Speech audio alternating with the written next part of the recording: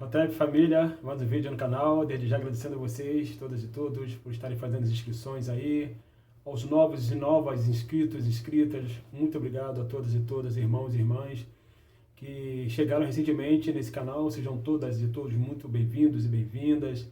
Esse é o canal África no Centro, um espaço para a gente discutir questões a respeito da história do continente africano, da história das populações africanas na diáspora, na antiguidade, na contemporaneidade, enfim, porque a história do continente africano ela é belíssima, é vasta, ela é profunda, ela é larga, ela é muito interessante. Nesse sentido, eu estou aqui hoje, estamos em junho, no dia 10 de junho de 1940, chegou ao fim a vida terrena de Marcos Mosiah Garvey. Mas esse vídeo é para falar um pouco sobre o Garvey, mas não necessariamente falar da sua morte, e sim do que ele produziu enquanto viveu aqui, né, nesse orbe. Marcos Mosiah Garvey nasceu em 1887 em St. Anne's Bay, na Jamaica. Ele é comumente chamado de o pai do panafricanismo.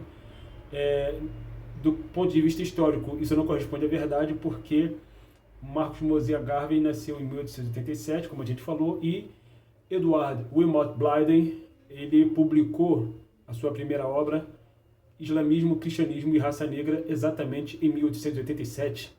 E Edward Wilmot Blyden, ele é considerado um dos precursores do panafricanismo. A gente costuma não usar muito essa ideia de pai do panafricanismo, porque nós, enquanto panafricanos, a gente vem e procura sempre demonstrar que nós somos oriundos, nós africanos, somos oriundos de um berço matrilinear, matricentrado, né? Onde a mulher ela sempre teve seus direitos políticos respeitados. Não por acaso as primeiras rainhas da história da humanidade eram mulheres pretas, fundamentalmente. Uma obra de referência que vocês podem atestar lendo sobre isso é Black Woman in Antiquity, ou Mulher Negra na Antiguidade, do grande pensador teórico Ivan Van Sertima.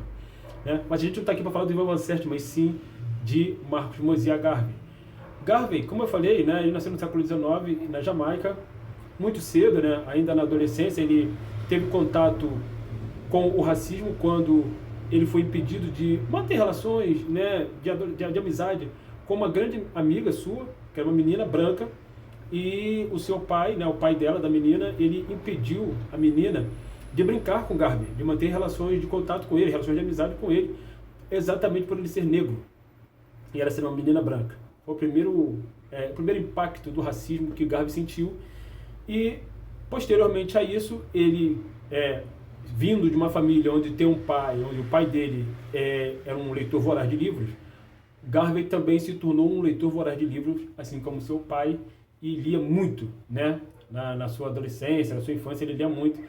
E quando ele se torna um gráfico, né, ele vê a importância de dominar as palavras. Se torna um gráfico ainda na Jamaica. Marcos Garvey, ainda na Jamaica, fundou a organização, né, a Associação para o Desenvolvimento do Progresso Negro, né, a associação que é formada pela UNIA, né, que é a sigla, chama-se UNIA, Associação Universal para o Progresso do Negro, melhor dizendo, e ele funda ainda na Jamaica. Mas ele migra depois para a Inglaterra, e aí lá sim ele toma contato com a perspectiva, o campo do panafricanismo, através da obra de um autor africano dos Estados Unidos chamado Booker T. Washington. Mas no caminho, né, antes de chegar em Londres, o Garvey ele teve o contato com uma visão que lhe impactou muito fundamentalmente, que somou o fato dele já ter sido excluído pelo fato dele ser preto, excluído de ter manter uma amizade com uma menina branca, pelo fato dele ser negro. E o que ele viu, né, nos outros países ali do Caribe, né, que a Jamaica fica no Caribe? Ele viu a continuidade das estruturas racistas, ainda que a escravidão tinha acabado há pouco tempo, né, depois dele ter nascido, né, em alguns lugares, né? Por exemplo, a escravidão aqui no Brasil, que não faz parte do Caribe, diga-se de passagem, a escravidão aqui no Brasil terminou em 1888, um ano depois de Garvey nascer. Mas a escravidão no Caribe, ela terminou um pouco antes. Porém, as estruturas escravocratas se mantiveram, né, ainda no início do século XX, exatamente quando Marcus Garvey teve essa visão, quando ele estava se dirigindo para a Inglaterra, e aí ele entendeu que ele tinha uma missão. E a missão dele qual era? Era libertar a comunidade preta do jugo do racismo. Uma missão profundamente nobre, que um cara como ele, vindo da classe trabalhadora particularmente, porque o racismo determina a sua classe, como diz Abdias do Nascimento, ele se colocou nessa missão. Eu acho que só isso já dá uma devida dimensão do caráter desse homem. Mas a história do Garvey não se resume a isso.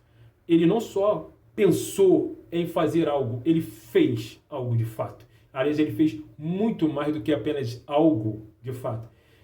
Ele tomou contato, como eu falei, né, com a leitura do livro do Booker T. Washington. Da Inglaterra, ele migra para os Estados Unidos, se estabelece no Harlem, e ali ele percebe que a comunidade do Harlem, profundamente preta, né, era um polo fundamental, era um lugar muito bom, muito propício para ele colocar em prática as suas ideias. E aí ele já chega com uma ideia de panafricanismo, né? Lembrando que o Garvey, ele não era teórico, né? Ele escreveu livros, sim, ele era um ativista, sim, político, sim, embora ele não fosse teórico. Ele não fosse teórico como Edward Wilmot Blythe, ele não era teórico como W.B. Du Bois, não era teórico como muitos outros, George Padmore, enfim, pessoas que são contemporâneas a ele. Mas a contribuição de Marcus Garvey para a construção do panafricanismo, não só enquanto ideologia, mas enquanto objetivo fundamentalmente possível, e quem fala em objetivo fundamentalmente possível, o panafricanismo sendo um objetivo possível, é exatamente Kwame Ture, né? A ideia do Garvey, ela foi fundamental. As ideias dele, as propostas dele e a implementação dessas ideias foram absolutamente fundamentais. Lembrando que Garvey, quando chega nos Estados Unidos, ele chega num contexto de implantação da lei Jim Crow. A lei Jim Crow, ela nasce na esteira do final da Guerra de Secessão nos Estados Unidos, né? E ela estabelece uma segregação espacial. Mais do que isso, a lei Jim Crow, ela ajudava, né? Ela legitimava a descaracterização de corpos pretos, né? Porque Jim Crow era um personagem do teatro que fazia blackface, só para vocês terem uma ideia. Então, esses personagens caricatos, pretos, feito por homens brancos nos teatros, era no sentido de ridicularizar homens e mulheres pretos e pretas, né? Então, o Garvey, quando ele chega nesse contexto, ele chega no contexto de seguidos linchamento, onde o linchamento de homens pretos, enforcamento de homens pretos, era comum. Enforcamento de homens pretos, linchamento de homens pretos era muito comum. Por quê? Porque o racismo, ele desumaniza, né, o corpo preto, independente do gênero, independente da orientação sexual. Então, Garvey, ele se estabelece num lugar profundamente preto, veja bem, onde ele refunda lá a UNIA, né, num prédio, põe para funcionar. Esse lugar, esse espaço chama-se Liberty Hall, ou seja, Salão da Liberdade, né, bem simbólico. E aí ele começa, como ele é muito carismático, começa a fazer uma série de comícios, né, uma série de falas ali, e ele vai arregimentando cada vez mais negros para a UNIA. E ele abre sessões da UNIA em várias partes dos Estados Unidos, em alguns lugares do Canadá também, e não por acaso foi no Canadá que um conhecido casal negro chamado Earl Little e Louise Little se conheceram numa das sessões da UNIA no Canadá. Earl Little e Louise Little, que posteriormente viriam ser quem? Os pais de Malcolm X. Então, nesse sentido, a gente pode dizer tranquilamente que muito provavelmente não existiria Malcolm X. Aliás, como fala o grande Manny Marable, não existiria Malcolm X se não fosse Marcus Garvey.